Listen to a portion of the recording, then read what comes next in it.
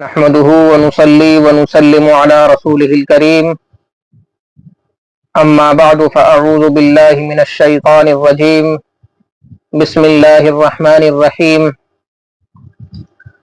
ولا تقولوا لمن يقتل في سبيل الله أموات بل أحياء ولكن لا تشعرون۔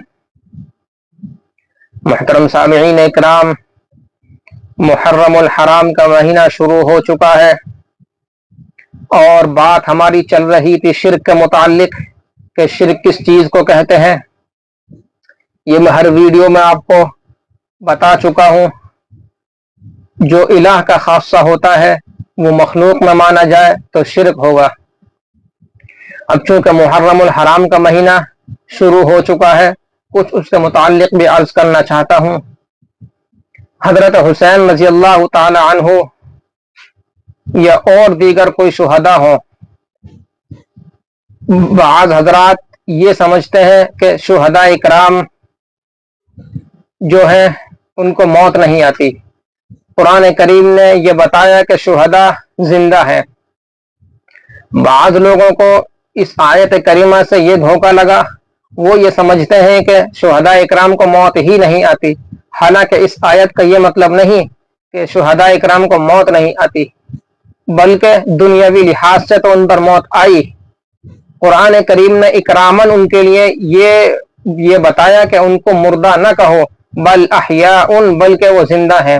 اور زندگی کون سی ہے اس کے متعلق آگے وضاحت بھی ہو چکی، بل احیاء ولکن لا تشعرون، کہ تمہیں ان کی حیات کا شعور نہیں، یعنی ان کی حیات جو ہے وہ اس طرح کی حیات نہیں ہے جس طرح کی حیات ہم جی رہے ہیں۔ وَلَٰكِن لَا تَشْعُرُونَ، یہ اس بات کی شہادت دے رہی ہے کہ وہ حیات ہماری والی حیات سے الگ حیات ہے، یعنی عالم برزخ میں وہ حیات ہے۔ اچھا، دوسری چیز، اکثر شیعوں میں یہ عقیدہ پایا جاتا ہے کہ وہ اپنے اماموں کو غیب کا علم جاننے والا سمجھتے ہیں۔ وہ یہ سمجھتے ہیں کہ ہمارے جو امام ہیں وہ غیب کی باتوں کو جانتے ہیں۔ اس کے بعد پھر حضرت حسین رضی اللہ تعالی عنہ کی جو شہادت کا واقعہ بیان کیا جاتا ہے، اس پر وہ رو رو کر، آنسو نکال کر اور نئے واقعات، جھوٹے من گھڑت واقعات سامنے رکھتے ہیں۔ لوگوں کو واقعات اس انداز میں وہ سناتے ہیں کہ جیسے حضرت حسین رضی اللہ تعالی عنہ بہت مظلوم ہیں۔ یہ بات تو حقیقت ہے، ان کی جو شہادت ہوئی وہ مظلومانہ شہادت ہوئی، لیکن ایک طرف آپ عقیدہ یہ رکھ رہے ہو کہ ان کو غیب کا علم ہے، دوسری طرف واقعات اس انداز میں بیان کیے جا رہے ہیں کہ ان کو غیب کا علم ہے ہی نہیں۔ تو دو طرف عقیدے نہیں رکھے جاتے۔ اگر آپ اس بات کو مانتے ہو کہ جو کچھ حضرت حسین رضی اللہ تعالی عنہ کی شہادت کا واقعہ ہوا، جو کچھ اس میں ہوا، جو کچھ بھی ہوا، ان کو اس کا علم نہیں تھا، اگر آپ اس بات کو مانتے ہو کہ ان کو اس کا علم نہیں تھا، راستے میں ہمارے ساتھ یہ حادثات پیش آئیں گے، تو پھر آپ اپنے اس عقیدے کو چھوڑ دو کہ ان کے پاس غیب کا علم ہے۔ اچھا، شیعہ حضرات ایک نعرہ لگاتے ہیں، یا علی مدد، یا حسین مدد۔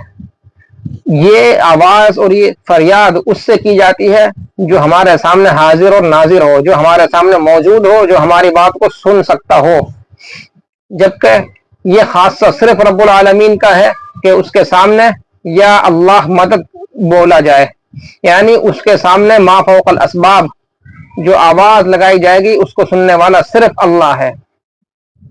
اب ہم یہ عقیدہ اپنے کسی نیک ہستی پر مان لیا جائے، یہ عقیدہ کسی نیک ہستی کے متعلق رکھا جائے کہ وہ ہماری بیٹھے یہیں سے آواز سن رہا ہے، ہماری آواز کو سننے کا اگر عقیدہ ہے ہمارے اندر تو یہ عقیدہ شرک ہے۔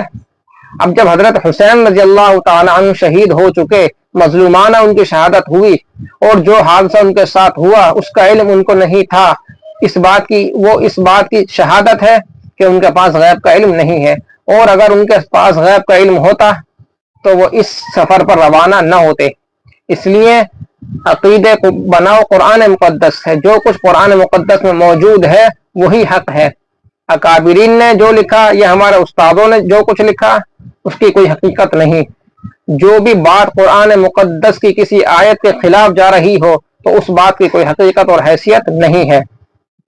शुहदा के मुतालिक अल्लाह रब्बुल इज्जत ने फरमाया वो जिंदा है, बल अहयाउन, एक जगह फरमाया वलाकिन ला तशउरून, और एक जगह फरमाया बल अहयाउन इंद रब्बिहिम युरज़क़ून, बल्कि वो जिंदा है, अपने रब के यहाँ वो रोजी पा रहे हैं, उनके रब के यहाँ उनको रोजी दी जा रही है।